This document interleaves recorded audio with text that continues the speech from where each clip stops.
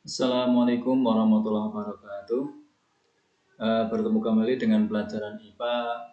Pada pertemuan yang lalu kita sudah pernah membahas tentang persilangan dengan satu sifat beda atau yang disebut dengan monohibrida. Mono itu satu, hibrida itu persilangan. Berarti monohibrida persilangan satu sifat beda. Yang dilakukan oleh George Mendel dalam monohibrida itu menyilangkan yaitu yang namanya kacang elcis atau Pisum sativum yang memiliki bunga berwarna merah disilangkan dengan bunga yang berwarna putih. Merah disimbolkan dengan M besar, putih M kecil menghasilkan pada F1-nya atau filial pertamanya, keturunan pertamanya M besar M kecil berwarna merah. Nah, kenapa berwarna merah? Karena merah dominan terhadap putih, M besar dominan terhadap M kecil. Kemudian sebagai P2-nya, M besar M kecil merah disilangkan dengan M besar M kecil merah. Menghasilkan itu pada F2-nya yaitu pada F2-nya seperti di bawah ini. Ini ada M besar M besar, M besar M kecil, M besar M kecil, dan M kecil M kecil. Seperti yang sudah kita bahas pada yang lalu, bahwa M besar ini menunjukkan sifat warna merah. M besar M kecil menunjukkan sifat warna merah. Yang M kecil menunjukkan sifat warna putih. Sehingga diperoleh keturunan F2 yang seperti ini. M besar sebanyak 2, 1, M besar M kecil sebanyak 2, dan M kecil sebanyak 1.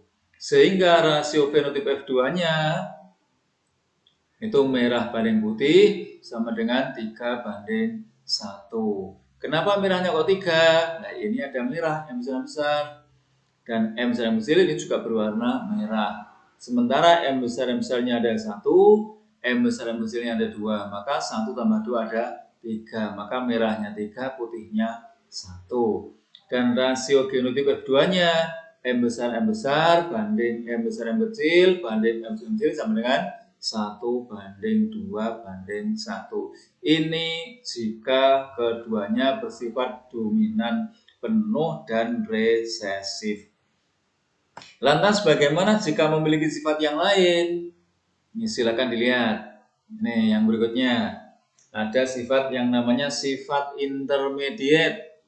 Artinya sifat tengah-tengah, tidak dominan dan tidak resesif. Nah, yang dilakukan oleh George Mendel ini sebagai P1-nya atau induk pertamanya yaitu merah M besar dengan bunga yang berwarna putih M kecil. Gametnya sama dengan yang dominan penuh, M besar pada merah dan M kecil pada putih. Menghasilkan F1 yaitu M besar M kecil. Ternyata warnanya bukan merah seperti pada yang dominan penuh, tapi merah muda. Jadi pada sifat intermediate itu sifat yang muncul, sifat yang tengah-tengah di antara keduanya. Misalnya merah dengan putih ini, orang kok menghasilkan merah putih? Tidak, tapi warna antara merah dan putih, yaitu merah muda. Sehingga F1-nya merah muda. Sifat warna yang seperti ini dan sifat yang lain yang berada di tengah-tengah di antara keduanya namanya sifat intermediate. Misalnya hitam dengan putih disilangkan menghasilkan abu-abu, maka abu-abu atau kelabu disebut dengan sifat yang intermediate. Bagaimana pada F2-nya? Nah, Mendel menyilangkan F1-nya ini sebagai P2. Jadi keturunan pertamanya digunakan sebagai induk yang kedua. Jadi M besar M kecil berwarna merah muda disilangkan dengan M besar M kecil berwarna merah muda pula. Gametnya M besar, M kecil. Yang ini M besar, M kecil. Saya ulangi lagi. Kalau tidak ada komanya, seperti ini, M besar M kecil namanya bukan gamet. Karena apa? Sudah berpasangan. Ini menunjukkan berpasangan. Tapi kalau ada komanya menunjukkan mereka berdiri sendiri-sendiri. Sehingga ini sebagai gamet, ini gamet, ini gamet, ini juga gamet. Nah, F2-nya seperti apa? Nih, ada M besar, ada M besar, M kecil, M besar, M kecil, dan M kecil, M kecil. Nah, perbandingannya seperti apa? Kita lihat. Nah, perbandingannya berbeda dengan yang dominan penuh. Nah, tapi untuk genotipnya sama, perbandingan atau rasio genotipnya tetap sama. M besar banding M besar M kecil banding M kecil sama dengan 1 banding 2 banding 1. Tapi rasio fenotip F2-nya berbeda. Kalau pada dominan penuh tadi hanya merah banding putih sama dengan 3 banding 1. Tapi pada sang yang dominan, yang sang intermediate ini, bukan 3 banding 1, bukan merah banding putih tok, tapi merah banding merah muda banding putih sama dengan 1 banding 2 banding 1. Jadi ada muncul sifat yang baru, yaitu merah muda, sifat tengah-tengah di antara keduanya. Ini untuk sifat intermediate.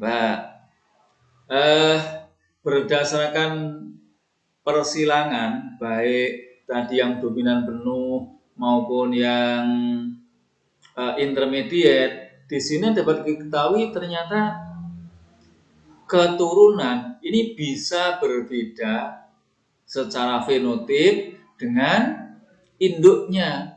Contoh yang awal tadi, ini yang pada dominan penuh, yang monoblida, ini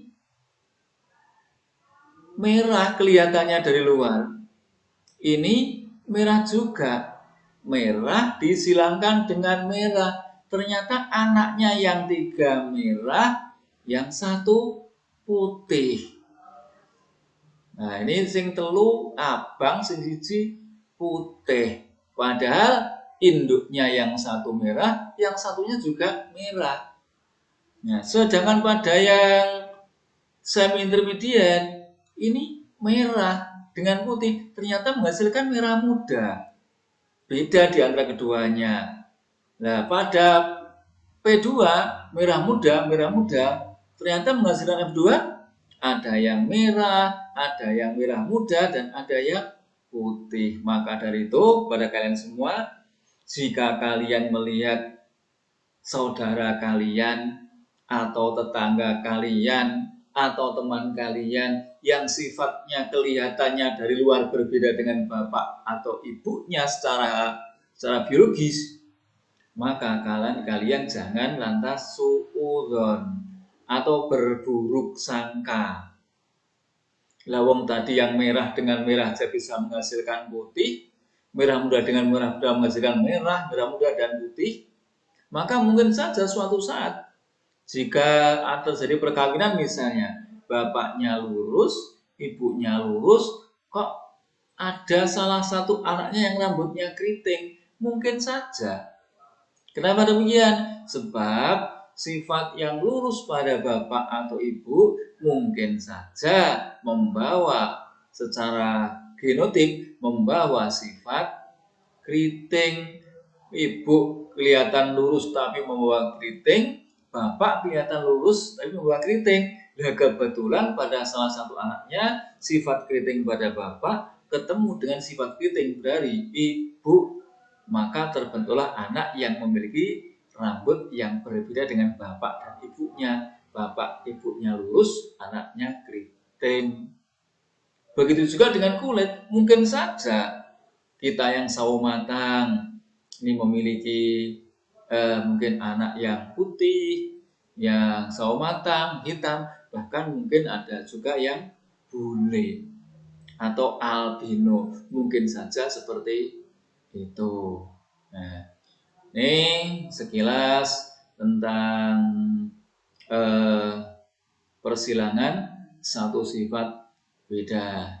Mbak, nanti silakan dipelajari di buku bab 3 tentang satu sifat beda aja dulu. Kemudian di LKS atau BKS tentang pewarisan sifat yang sampai satu sifat beda. Silakan dipelajari. Kalau ada pertanyaan, silakan tanya ke saya. Bisa lewat WA, bisa juga lewat telepon. Silakan. Nah, sekian dulu. Mohon maaf bila ada kesalahan. Assalamualaikum warahmatullahi wabarakatuh.